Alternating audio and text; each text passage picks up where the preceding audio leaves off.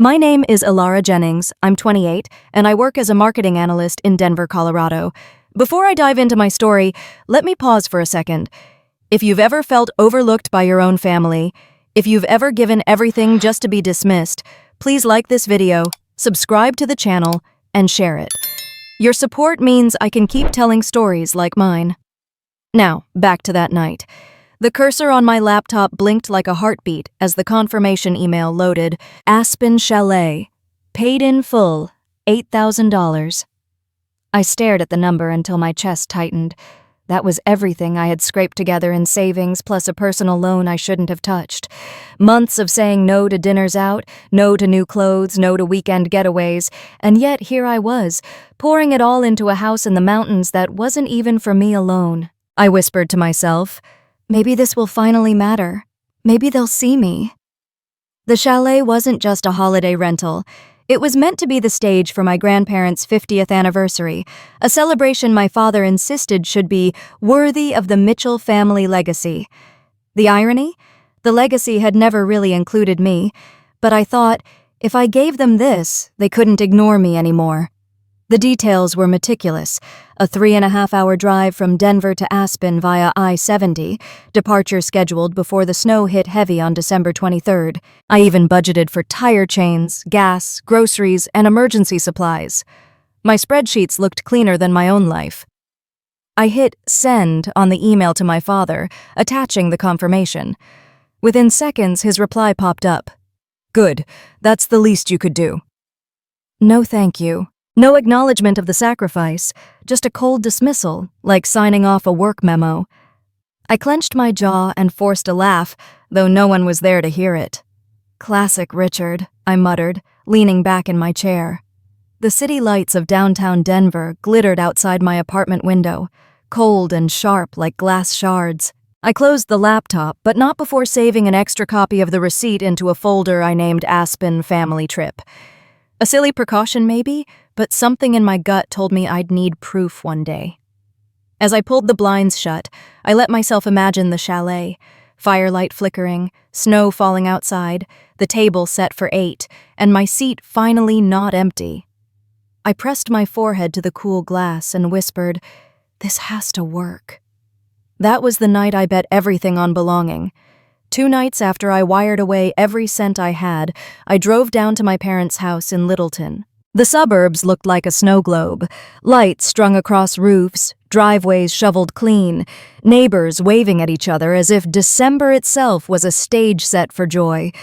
I balanced a box of Christmas ornaments on my hip, the ones I'd bought with my own money, thinking they might brighten the chalet. The door was unlocked as usual. I stepped into the familiar scent of red wine and cinnamon candles.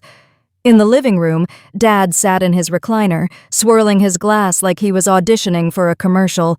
Mom perched beside him, her smile glued on as if it might crack if she stopped performing.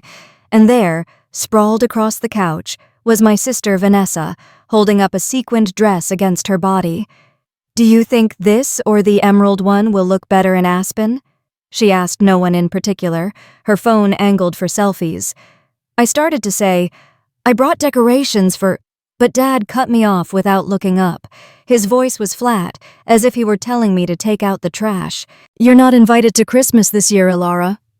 The box slipped a little in my arms. "What?" He finally met my eyes, calm and unblinking. "You heard me. It'll be less complicated without you there. Family only." "Family?" I repeated, my throat tightening. "I am your family." Vanessa let out a short laugh, tossing the dress aside. "Dad just means it'll be less stressful. Don't make this a scene, Elara." "God, you're so dramatic." Mom gave me that pitying look she's perfected over decades, the one that says she's sorry but not sorry enough to stand up for me. "Maybe it's for the best, dear. We just want peace this year." Peace. That word stung more than anything else. Peace meant me gone, me erased. I placed the box gently on the floor, my hands trembling. "Fine." For a moment, the room went still. They seemed almost disappointed I didn't fight harder, didn't beg for scraps of belonging. I turned toward the door, but Dad's voice followed me, colder than the night outside. "Don't overthink it, Elara. This isn't personal. It's practical. Not personal. Practical. Like excluding me was the same as adjusting a grocery list. Outside, the winter air hit me like a slap. My breath fogged. My palms still tingled from gripping the cardboard too tightly. I slid into my car and sat there with the engine off, staring at their glowing windows. Inside, I could see Vanessa twirling, holding her phone up to capture the perfect angle. My parents lifted their glasses in unison, a picture-perfect tableau. They thought I'd drive home and cry, that I'd swallow the rejection like every other year. But as I sat there in the freezing silence, one thought pushed its way to the front of my mind. The chalet is in my name, my account, my control. For the first time in years, I felt something sharp cut through the fog of hurt. Clarity. The next morning, I dragged myself out of bed, still hearing Dad's voice in my head. Not personal, practical. I wanted to bury the words under work, but habit made me check my bank app before leaving for the office. The screen loaded, and my heart lurched. My balance wasn't just low, it was gutted. Nearly every cent I had was gone. I blinked, refreshed, stared again. The transfer history scrolled in neat, merciless lines. A payment to the Aspen Chalet, but this time the name on the booking wasn't mine. It was Richard Jennings. Somehow he had managed to reroute the funds straight out of my account. No, no, no. My voice shook as I whispered into the empty apartment. My hand went clammy around the phone. That money was my rent, my groceries, my life for the next 3 months. I hit the number on the back of my debit card and waited through the tinny music until a woman answered. "Bank of the Rockies, how can I help you?" "My name is Elara Jennings," I said, forcing calm. "There's been an unauthorized transfer from my account." She typed. "Can you confirm the amount?" $8,000. It was for a reservation in Aspen. I never approved that transfer. A pause. "I see the transaction. The reservation was completed under Richard Jennings. Relationship to you?" I shut my eyes. "My father." Her tone softened. "Ms. Jennings, we'll open a fraud investigation, but please understand, it may take weeks before funds are returned, if at all." Weeks. I thanked her, hung up, and pressed the phone against my forehead. My chest heaved as the reality sank in. I wasn't just uninvited, I was robbed. The rest of the day blurred. At work, spreadsheets swam on the screen while my mind spun circles. Coworkers chatted about holiday plans, ski trips, family dinners, plane tickets home. I nodded mechanically, pretending I belonged to that world, while inside I was calculating whether I could pay rent come January. By lunch, Vanessa's voice appeared in my texts. "Thanks for handling the chalet mess. Everyone's so excited. This is going to be perfect." Perfect. My pulse hammered. I typed a reply, then deleted it. What could I even say? That my own father had stolen from me? That my sister was celebrating the theft like it was a gift? Back at my desk, I stared at the city skyline beyond the glass. Denver's December sun was bright but weak, bouncing off buildings without warmth. I realized I had nothing left to fall back on. No cushion, no savings, just debt and a family determined to erase me. That night, I stood in my kitchen clutching the unopened mail, bills stacked like tiny gravestones. I thought about calling my dad, demanding answers, but the memory of his dismissive tone froze me. He didn't see me as a daughter, just a resource to exploit. I sank onto the couch, my body buzzing with fury and dread. Losing the money hurt, but what cut deeper was the message behind it. They wanted my sacrifice, not me. And for the first time, I wondered if stripping me of everything was their way of finally proving I didn't matter at all. By the third day after discovering my drained account, I hadn't slept more than a few hours at a time. I moved through my Denver apartment like a ghost, opening the fridge, closing it, staring at the unpaid bills on the counter. Fury sat under my skin, but exhaustion weighed me down heavier than any debt. Just as I pulled on a hoodie to make coffee, a knock rattled the door. Not a knock, really, more like someone tapping as if they already owned the place. When I opened it, Mom stood there, cheeks pink from the cold, holding a casserole dish wrapped in foil. "Surprise," she said, pushing past me before I could speak. "Mom, What are you doing here? She set the dish on my counter like it was an offering at an altar. I thought you might not be eating properly. You've lost weight, Elara. Always too busy for yourself. I'm fine. My voice was sharper than I meant. I folded my arms. You shouldn't have a key. She smiled faintly. I never gave it back after watering your plants last spring. It felt comforting, knowing I could look out for you. Comforting for her, invasive for me. She sat at my small kitchen table, smoothing her skirt. Your father regrets his words the other night, she began. You know how he gets when he's stressed. Regrets? I nearly laughed. He drained my account, Mom. That wasn't stress. That was theft. Her eyes flickered, but she didn't lose the smile. Don't be dramatic. He was just trying to straighten out the chalet situation. Everyone's depending on this trip. It's your grandparents' 50th, for heaven's sake. I gripped the counter until my knuckles whitened. Depending on me, you mean? On my money. She leaned forward, her voice dropping into that familiar, syrupy tone that always made me feel like a disobedient child. You're the eldest daughter. Sometimes that means carrying more. Sacrifice isn't weakness, it's family. I stared at her, incredulous. Sacrifice? You mean clean up Dad's messes and let Vanessa prance around like the hero while I get erased? At Vanessa's name, Mom's expression hardened just for a moment. Your sister has enough on her shoulders. Her job is unstable. Her friends expect her to host. Do you really want to ruin her chance to shine? There it was. The trap. Twist the story until my pain looked like selfishness, until guilt welded itself to my ribs. I'm not responsible for Vanessa's image, I said, my voice shaking.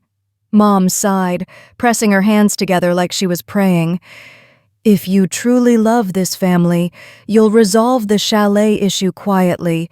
Your father's reputation, Vanessa's happiness, it all depends on you. I let the silence hang, long enough that even she shifted uncomfortably. Then I said flat, thanks for the casserole. Her smile faltered. Elara, please, don't be stubborn. Families forgive. I walked her to the door. Do they? I asked softly. She paused on the threshold, eyes glistening with rehearsed sorrow. Your father is very disappointed in you. The words landed heavier than she knew. Not because I still craved his approval, but because I realized she thought that phrase still held power over me. When the door closed, the apartment felt heavier and lighter at once. Heavier with the stench of manipulation, lighter because I hadn't caved. I placed the casserole in the fridge without unwrapping it. That night, lying in the dark, guilt scratched at the edges of my mind like a mouse in the walls, but underneath it, something steadier hummed. Clarity. If they wanted me to drown in blame, I would learn to breathe underwater. And if I couldn't be their good daughter anymore, maybe I'd finally be free to be my own person. The Monday after Mom's casserole ambush, I walked into the office clinging to the little dignity I had left. My account was still gutted, the bank investigation crawling forward, but at least here, among deadlines and data, I could breathe without their shadows pressing in. Or so I thought. I had barely settled at my desk when my manager, Leah Sanders, appeared, her expression tight. Elara, can you come with me to HR? My stomach dipped. HR? I followed her down the glass corridor, the click of her heels echoing like a countdown. Inside the small conference room, the HR rep folded her hands. We received a call last Friday from someone claiming to be a concerned family member. She alleged that you've been unstable, that you might not be able to handle client-facing work. My mouth went dry. What? Who? Leah answered softly. She gave her name. Vanessa Jennings. For a second, the world tilted. My own sister. Not content with taking my family seat, now clawing at the only space where I still had worth. I forced myself upright. That's a lie. I've never missed a deadline, and my client feedback is solid. The HR rep nodded.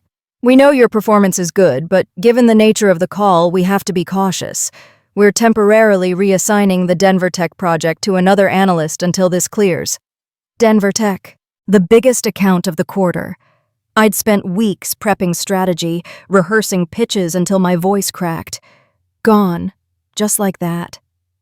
Leah shot me an apologetic look as we left the room. In the hallway, she murmured, "I don't believe a word of it, Elara. But upper management doesn't like risks. I'm sorry." I swallowed hard, blinking back tears. She called HR about me? Actually said that? Leah's eyes softened. Word for word. My sister's under a lot of stress. She might crack under pressure. I wanted to scream, to smash my phone against the wall. Instead, I gripped my notebook so tightly the spiral edges dug into my palm. Back at my desk, I stared at my inbox. My workload shrank overnight. Emails rerouted, meetings canceled, my calendar suddenly empty. I wasn't fired, but I'd been benched, sidelined, turned invisible in the one place I had built an identity outside my family. My phone buzzed. A new text from Vanessa.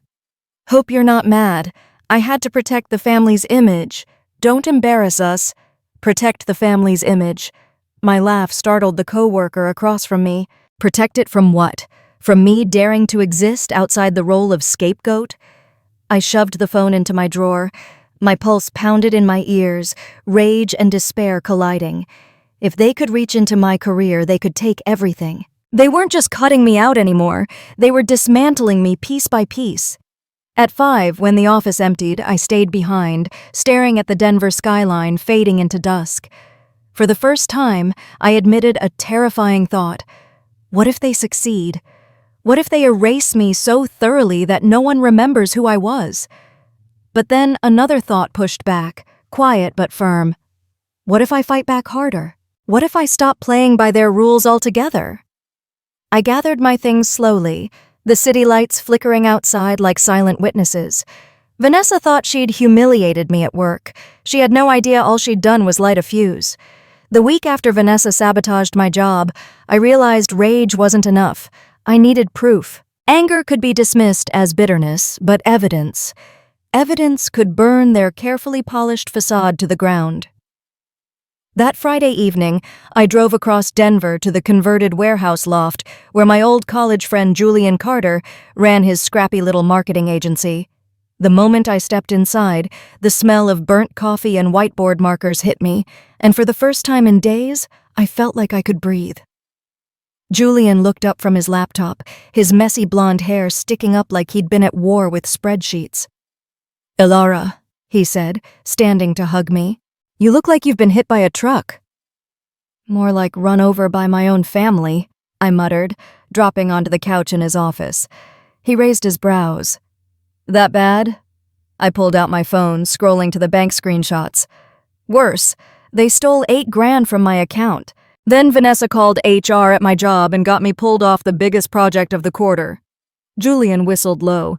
"That's not family, that's corporate espionage."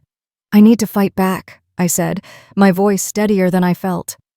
But not with yelling, with receipts, screenshots, records, something no one can spin against me.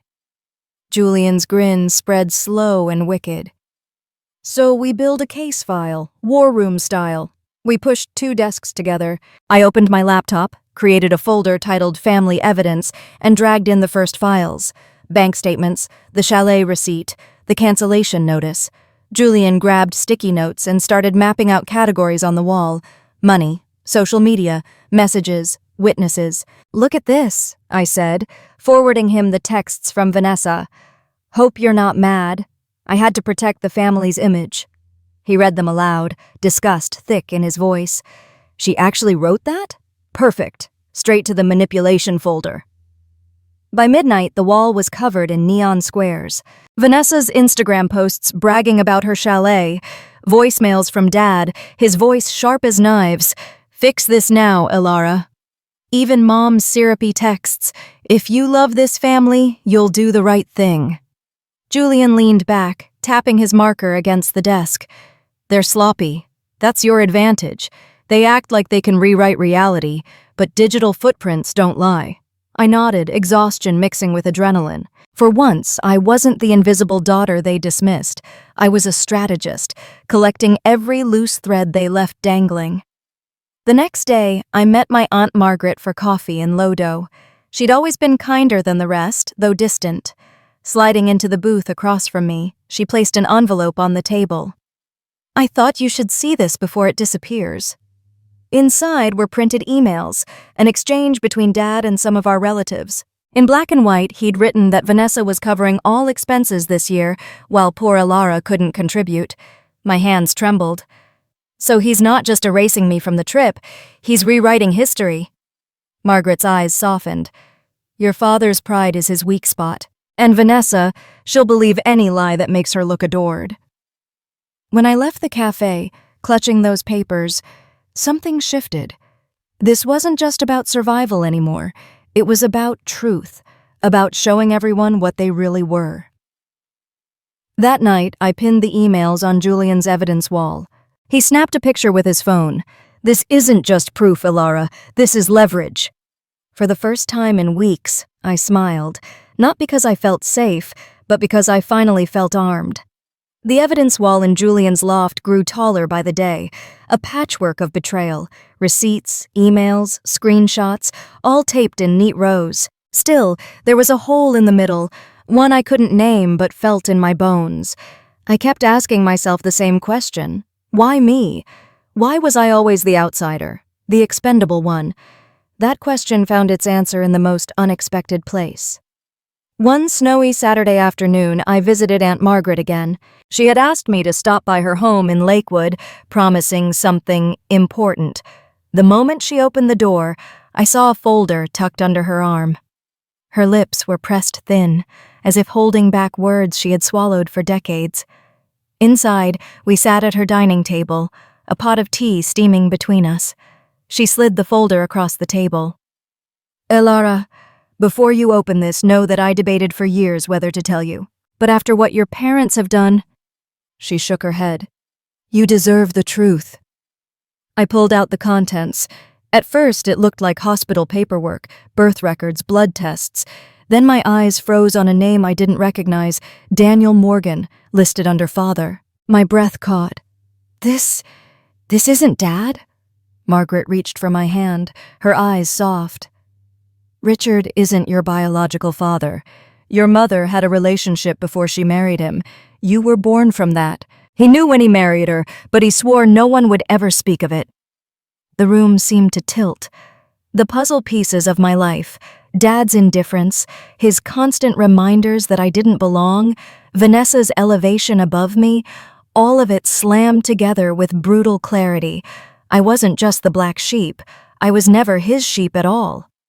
"I always wondered," I whispered, the way he looked at me, like I was some intruder in his house. Margaret squeezed my hand tighter. "He punished you for something that was never your fault. And your mother, she thought silence would keep the peace. But peace built on lies is just another form of war." My chest burned, anger and grief colliding until I could barely breathe. So my whole life, I've been begging for a seat at a table that was never set for me. Tears blurred the ink on the page, but I didn't wipe them away. For the first time, I understood the depth of his cruelty. He hadn't just dismissed me. He had deliberately kept me on the margins to protect his pride, while everyone else played along. Margaret's voice lowered. "That's why your grandparents always seemed warmer to you than to Vanessa. They knew. They loved you anyway, but Richard controlled the story." Silence hung heavy, broken only by the hiss of the radiator. I closed the folder, my fingers trembling but my mind sharper than ever. "Then this goes on the wall too. If they built their power on lies, I'll strip it bare." Margaret nodded. "Just be careful, Elara. Truth is heavy. Once it's out, no one can carry it back inside." I drove back to Denver in a daze, the city lights smeared by snowflakes on the windshield. By the time I reached Julian's loft, my fury had hardened into resolve. I dropped the folder on the desk with a thud. Julian flipped through the documents, his brows rising. "Jesus, this is dynamite." "It explains everything," I said, my voice cold. "Why he hates me. Why I was always disposable." Julian looked at me, eyes steady. "And what are you going to do with it?" I stared at the evidence wall, at all the fragments of betrayal finally forming a picture. My heart pounded with the answer. "Use it," I said. "Every lie they told me will be the truth that destroys them." And in that moment, for the first time, I didn't feel like the outsider anymore. I felt like the one holding the match. The night I learned Richard wasn't my father, I drove home with a fire in my chest. For days I'd carried their cruelty like lead weights, but now the truth cut those chains loose. If I wasn't needed in their family, then I owed them nothing. And if I owed them nothing, I could finally start over. I began with the quiet leaks that had bled me dry for years. The next morning, I sat at my kitchen table with my laptop, a mug of bitter coffee beside me. Line by line, I changed every password, bank, credit card, even the emergency card my mom had begged me to keep active, just in case. I closed it out. The screen flashed "account deactivated," and for the first time, I felt a rush of freedom instead of guilt. Then came the mail. I set up a P.O. box downtown, forwarding everything so there'd be no more surprise letters nailed to my door. Standing in line at the post office, I realized I was no longer waiting for their approval. I was building a barrier. But it wasn't enough to just close doors. I needed to open new ones. Julian came through first. Over takeout boxes in his loft, he slid a folder across the table. "I've got a client who needs freelance copy and strategy. Pays better than your current salary. You in?" My hands hesitated on the folder. What if I fail? He smirked. "You've survived worse than marketing deadlines, Elara. Trust me." So I said yes. The work came in steady waves, and with each completed project, I felt a piece of myself return. My bank account slowly crawled back into the black. At night, instead of sitting in silence with their voices echoing in my head, I laced up sneakers and hit the gym. The first week, the weights felt like punishment. By the third week, they felt like promise. Sweat carved a new rhythm into me, one rep at a time, and I caught myself in the mirror. Not the overlooked daughter, not the scapegoat, but a woman rebuilding her body, her mind, her place in the world. It wasn't glamorous. There were nights I came home so tired I fell asleep on the couch with my laptop still open. But the exhaustion was mine, earned honestly. That made all the difference.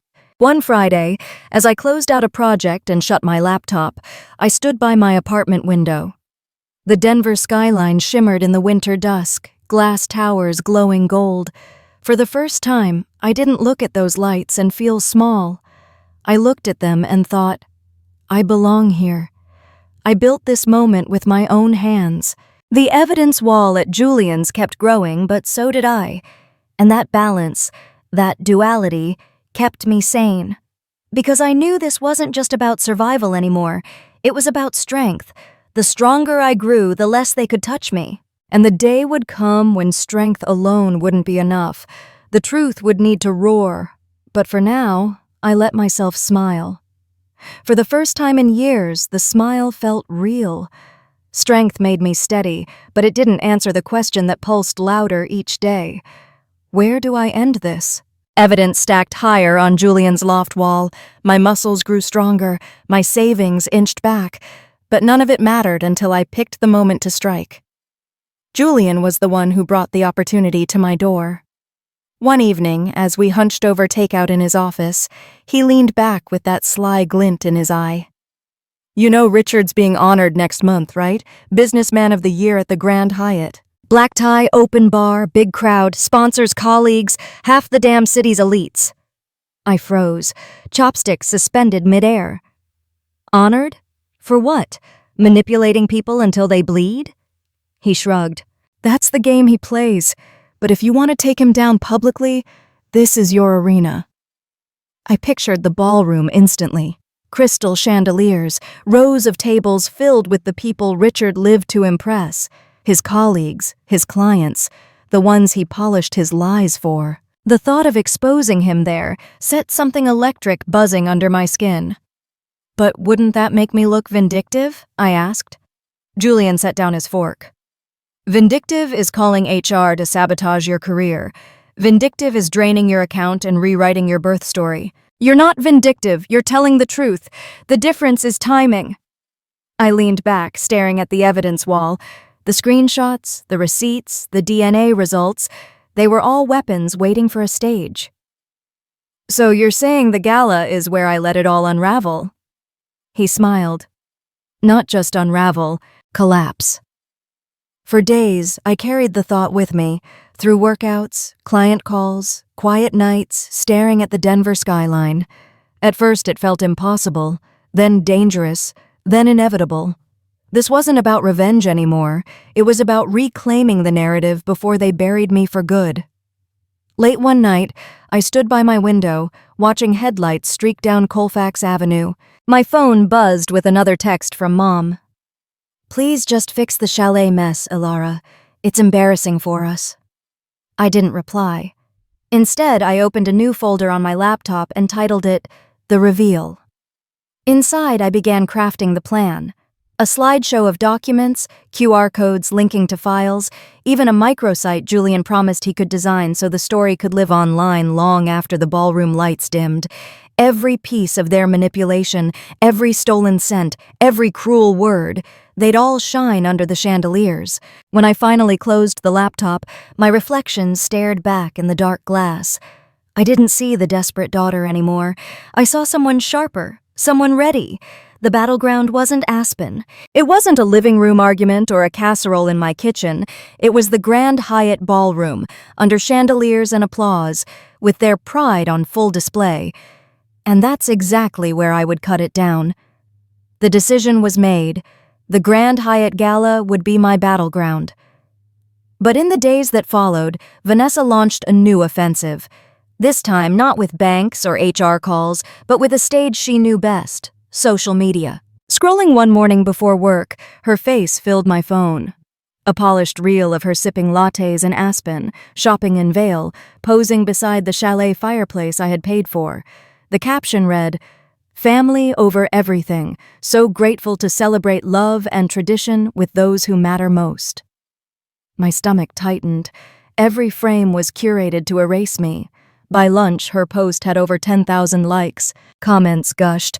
"You're such a wonderful daughter. Your sister must be so lucky to have you." Lucky? I almost laughed. That evening, I dropped by Julian's loft, shoving my phone across the table. "She's building her empire on lies, and everyone's eating it up." Julian scrolled through the comments, his brow furrowed. "She's good at this. Clean captions, flawless filters, timing her posts for max engagement. She's not just bragging, she's controlling the narrative."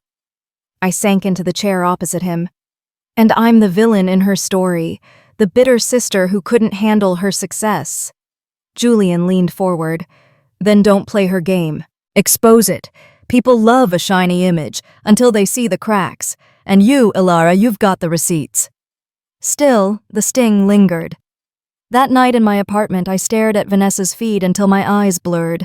Her life was a theater production, every detail lit perfectly. Meanwhile, my reality was coffee-stained bank statements and an inbox full of canceled projects.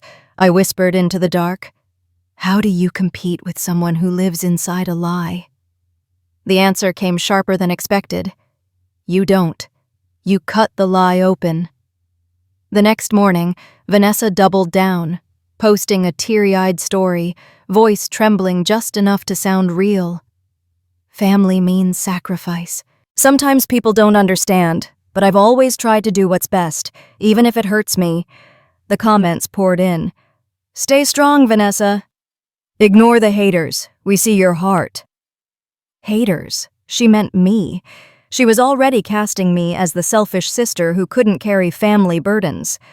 At work, I shut my laptop with a snap. Enough. If she wanted to weaponize sympathy, I'd weaponize truth. That night, I sat with Julian, mapping out how her posts could serve us instead of her. Every caption became evidence. Every photo, every timestamp, another piece of the puzzle showing how she twisted reality. Julian's grin widened as he pinned screenshots to the wall. "She thinks she's writing history. She doesn't realize she's leaving fingerprints." I stood back, staring at the neon-colored mess. Vanessa's curated world looked less like perfection now, and more like a trap, one she'd set for herself without even realizing. For the first time, her glossy images didn't scare me. They gave me leverage, and I swore when the chandeliers lit up at the gala, I'd use them to shatter her mirror. The Grand Hyatt's ballroom glowed like a cathedral of glass and gold. Crystal chandeliers spilled light over polished marble floors, violins whispered through the speakers, and servers glided past with trays of champagne. This was Richard Jennings's kingdom, an empire of reputation built on smoke and mirrors. I stood near the back, my black gown simple but sharp, laptop tucked discreetly in my bag. My heart beat against my ribs like a war drum. Tonight was the night. No more whispers, no more hiding. Julian slipped beside me, straightening his tie with a grin. Crowd's full of heavy hitters, investors, board members, half the city council. You sure you're ready? Ready? I whispered. I've been ready for 28 years. At the front of the room, Richard stood with Vanessa and Mom at his side. He looked every bit the dignitary, tuxedo crisp, smile rehearsed. Vanessa glowed in a red gown, flashing perfect teeth for the photographers. She leaned in close to Dad, whispering something that made him chuckle. Mom clasped his arm, the picture of loyalty. To anyone else, they looked like a flawless American family. To me, they were predators, dressed in silk. The MC tapped the mic. Ladies and gentlemen, tonight we honor a man of integrity, vision, and leadership, Mr. Richard Jennings. Applause thundered. I gripped my bag tighter. Integrity, vision, leadership. The words tasted bitter. Richard stepped to the podium, his voice warm, practiced. Thank you, friends, colleagues, family. I'm humbled to stand here. I nodded to Julian. He slid to the AV table, handing a flash drive to the technician. Within seconds, the giant screen behind Richard flickered. His speech stumbled. The first image appeared. Vanessa's Instagram post at the chalet. The caption glowed, "Family over everything." Then, the receipts, the chalet payment, the bank transfer from my account. Gasps rippled through the ballroom. Richard froze, his hand tightening on the podium. There's been some mistake. But the slideshow rolled on. Screenshots of texts, Vanessa's smug, "Don't embarrass us." Mom's guilt-laden, "If you love this family, you'll do the right thing." Dad's threatening voicemail, "Fix this now, Elara." The room erupted in murmurs. I stepped forward, my voice cutting through the noise. No mistake, my name is Elara Jennings. I'm Richard's eldest daughter, the one erased from these family photos, the one whose savings paid for your beloved chalet, the one you tried to silence. All eyes turned. My chest rose and fell, steady now. For years I thought I was just the black sheep. But the truth is worse. Richard isn't even my father. He's known since the day I was born, and he used it as an excuse to treat me like an outsider. Gasps broke louder. Cameras clicked like gunfire. Richard's face drained of color. This is outrageous. I lifted a hand. Outrageous is stealing from your own child. Outrageous is branding me unstable to sabotage my career. Outrageous is weaponizing family to hide your shame. Vanessa rushed forward, eyes wild. She's lying. She's always been jealous. But the next slide silenced her. Her own call to HR, time-stamped, transcribed. Her voice filled the speakers. My sister's under too much stress. She might crack under pressure. The crowd turned, whispers sharp as knives. Vanessa's face crumpled. Behind them, Mom whispered, "Richard, do something." But he couldn't. Not with the weight of truth crashing down on him, not with his empire unraveling in front of sponsors and cameras. One of the investors stood up, red-faced. "Richard, is this true?" he stammered. "It's taken out of context." But the room was already shifting. The applause that once fed his ego now poisoned silence. I let the moment breathe, then stepped back. For years they told me I was nothing without them. Tonight, I prove I'm stronger without them. Julian cut the slideshow. Silence lingered heavy before the first chair scraped back. One by one, people began to leave, their trust shattered. Richard stood frozen, his hands gripping the podium, his empire collapsing beneath chandeliers that no longer glittered for him.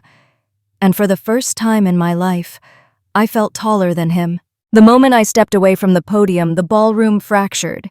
The chandeliers still glittered overhead, but the air was heavy with shock and betrayal. Richard stood frozen, his face gray beneath the lights, Vanessa's desperate protests still ringing hollow in the background. But the audience, the investors, colleagues, reporters, had already made their judgment. "Pull our sponsorship," one man muttered to another as they strode out, their tuxedo jackets flapping behind them. A woman in pearls hissed to her husband, "We can't be tied to this scandal, not after those emails." Each whisper was a nail in Richard's coffin. One by one, chairs scraped back, footsteps echoed, the crowd thinning like sand slipping through an hourglass. On stage, Richard gripped the podium harder, trying to recover. "Ladies and gentlemen, this is a personal matter, exaggerated, taken out of context." But his microphone crackled as another investor shouted, "You defrauded your own daughter. You sabotaged her career. That's not a personal matter. That's character." The room erupted with murmurs. The press seized the moment, cameras flashing, reporters scribbling furiously. One even shouted, "Mr. Jennings, will you step down from the board?" Richard's jaw clenched, but he had no answer. Vanessa tried to salvage something, stepping forward with trembling hands. "You don't understand, she's twisting things." Yet the evidence had spoken louder than she ever could. Her HR call transcript still echoed in people's minds. A woman near the front shook her head, whispering to her companion, "Imagine destroying your sister's career for attention." Vanessa's cheeks flamed, her social media mask crumbling in real time. Mom finally tried to intervene, her voice sharp. "Enough! We are a family, and this spectacle—" But even she couldn't command the room. Someone in the audience cut her off. A family doesn't steal from their children. A family doesn't erase their own. That silence afterward was worse than shouting. Julian slid up beside me, his expression calm but satisfied. "You hear that? The tide just turned." I nodded, my pulse still racing. They wanted to humiliate me in private. Tonight, the humiliation belongs to them. Across the ballroom, I watched as one of Richard's closest allies, a longtime partner, pulled him aside, whispering furiously. Richard's face hardened, then crumbled, as the man shook his head and walked out, leaving him abandoned at the podium. The collapse wasn't gradual anymore. It was instant, brutal, merciless. Phones buzzed as people shared the slides, screenshots spreading across Twitter and Instagram within minutes. Vanessa's curated posts, once adored, now turned against her. Comments poured in faster than she could delete them. "So this is the sacrifice you bragged about?" "Family over everything? More like family over money." Julian showed me his phone. "Trending already. #Hashtag Jennings scandal. She's finished." For the first time, I let myself exhale. Richard finally stepped down from the podium, his shoulders hunched, the applause he expected replaced with glares and silence. Mom clung to his arm, whispering something frantic, but he shook her off, his empire collapsing around him. Vanessa, eyes wet, tried to smile for a passing photographer.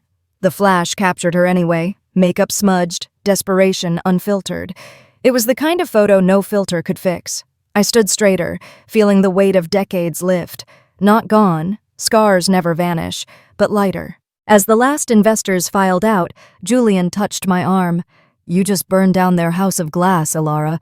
There's no going back." I looked across the ballroom, at Richard standing amid empty tables, Vanessa wiping mascara streaks, Mom clutching her pearls like a lifeline. They looked smaller now, human, breakable. And for once, I didn't feel like the forgotten daughter. I felt like the one who had rewritten the story. The night of the gala ended with chandeliers dimmed and reputations in ruins, but the real collapse came the morning after. I woke to a flood of notifications, news outlets, blogs, and Twitter threads dissecting every slide Julian and I had exposed. Headlines screamed from my phone, "Businessman of the Year caught in family fraud scandal. Daughter reveals Jennings' dark secret at gala. Social media darling Vanessa exposed for sabotaging sister." By mid-morning, the scandal wasn't just trending, it was everywhere.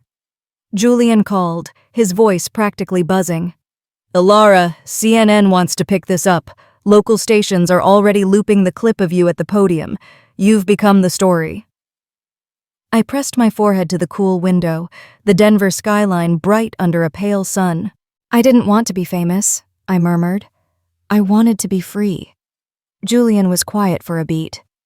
Sometimes freedom comes with a spotlight. The question is, what do you want to do with it? Before I could answer, an email pinged into my inbox. It was from a law firm. Pro bono representation. They offered to help me recover the stolen $8,000 and pursue a case against Richard for fraudulent use of my financial information. Attached was a note. You don't deserve to fight this alone. The weight in my chest loosened. For once, strangers believed me without demanding proof. Later that day, I walked into my office expecting whispers. Instead, Leah, my manager, greeted me with a firm handshake. We watched the footage. HR admitted they mishandled Vanessa's call. You're reinstated on Denver Tech if you still want it. Relief hit me hard, but so did a sharper truth. They only apologized because the world was watching. Still, I nodded. I'll take it, and this time, I'll finish what I started. Meanwhile, the Jennings empire bled out. Reporters camped outside Richard's firm. Clients pulled contracts. One board member publicly announced, integrity matters more than profits. Richard Jennings no longer represents this company. Vanessa's collapse was even swifter. Screenshots of her Instagram posts juxtaposed with the HR transcript spread like wildfire. Brands that had once lined up for her endorsements issued crisp statements. We are terminating our partnership effective immediately. By evening, she posted a shaky apology video. Mascara streaked down her cheeks. I just wanted to protect my family. I didn't mean... The comments section was merciless. You ruined your sister's life for clout. Protecting family? You stole from her. I watched the video once, then shut my laptop. Her downfall didn't bring me joy. Not really. It brought clarity. For years, I thought their validation was the only currency that mattered. Now the world had validated me, and it felt hollow. That night, Aunt Margaret called. Her voice was steady but tinged with sorrow. The truth is finally out, Elara. But it comes with a cost. Are you ready for that? I swallowed. They already took everything they could from me. Now I'm just taking back what was mine. She paused. Your grandparents would have been proud. Not because you exposed them, but because you stood tall. After the call, I stood at my window again, watching the city's lights flicker on like stars. This wasn't just a family drama anymore. It was a public reckoning, one they couldn't silence or spin. And for the first time, I wasn't the girl on the outside looking in. I was the woman holding the truth. The scandal had burned for a week straight. My father's company was in freefall, Vanessa's influencer empire in ashes, and my mother had retreated into silence. I thought the storm had passed, until the knock came. It was late, the kind of Denver evening where the cold seeps under your skin. I opened my apartment door to find Richard Jennings standing there, his once perfect suit rumpled, eyes bloodshot. He was clutching a bottle of bourbon like it was a briefcase. Elara, he rasped. We need to talk. For a moment, instinct told me to slam the door. But curiosity kept me rooted. I stepped aside, wordlessly. He walked in as though the space still belonged to him, setting the bottle on my counter with a shaky hand. Look at me, he said, almost pleading. Do you think I wanted it to end like this? My name, our family's name, dragged through the mud? Our family's name? I laughed, bitter. You spent years making sure I wasn't even part of that name. Now suddenly it's ours? His jaw tightened. I pushed you hard because I knew you were strong, stronger than Vanessa. But you turned on me. You humiliated me in front of the city. No, I said softly, my voice steady. I told the truth. You humiliated yourself. He flinched, as though the words cut deeper than he expected. The silence stretched, broken only by the hum of my refrigerator. Then came the shift. His eyes hardened, his voice dropped into the old commanding tone. You think this victory will last? You're young, naive. One day you'll need family again, and when that day comes, you'll regret torching this bridge." My chest tightened, but I didn't falter. "The only bridge I burned," I said, "was the one you used to keep me chained, and I don't regret it."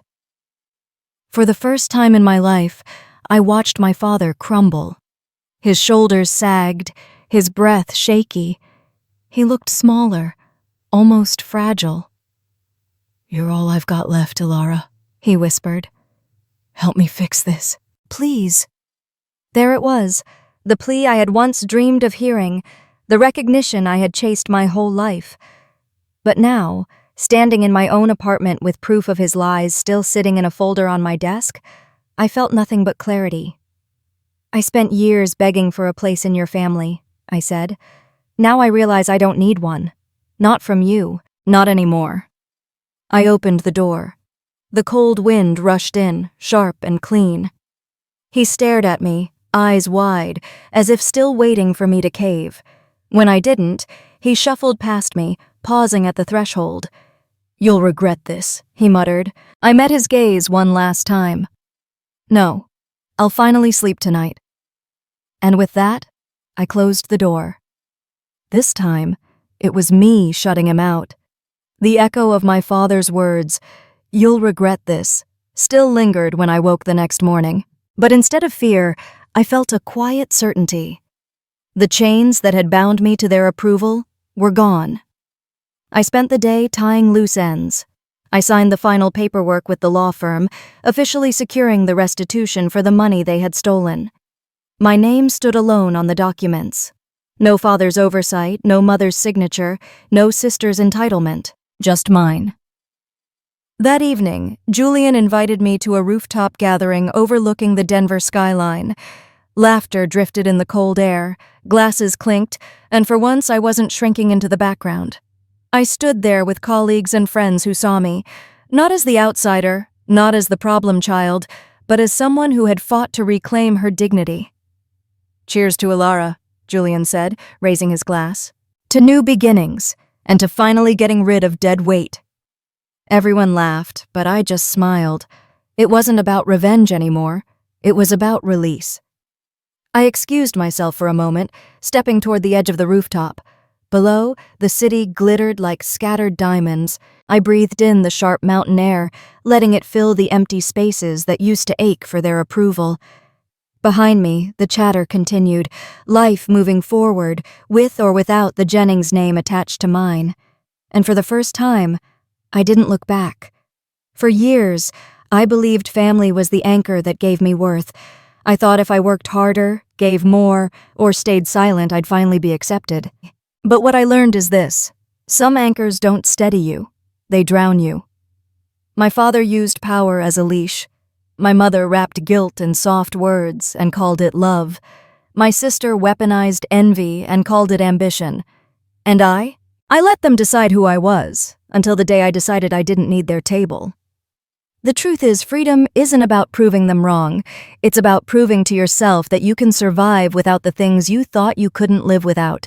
It's messy, it's painful, but on the other side of betrayal is a version of yourself you never knew was waiting. I don't regret losing them. I regret the years I spent losing myself to keep them. So here I am, uninvited, unwanted, and finally unburdened. And if you're listening, maybe it's time you asked yourself the same question I did.